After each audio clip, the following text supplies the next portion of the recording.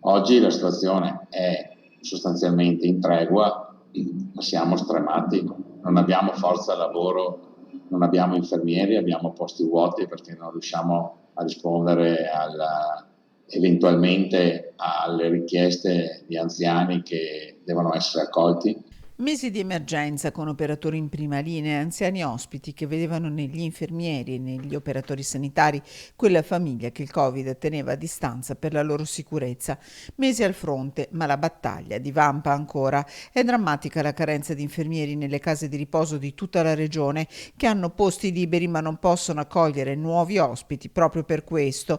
In parte questa carenza è stata sopperita grazie all'arrivo di personale da paesi al di fuori dei confini dell'Unione Europea. Per loro manca la proroga. Stiamo cercando di portare qui dai paesi extra UE perché c'è la norma che ce lo permette, infermieri. Pensi io arriverò alla fine di settembre ad avere 15 infermieri albanesi sui 23 che mi necessitano. Bene, sono 4 mesi che cerchiamo di dire al ministro che deve fare la proroga perché questa scadenza è il 31 dicembre.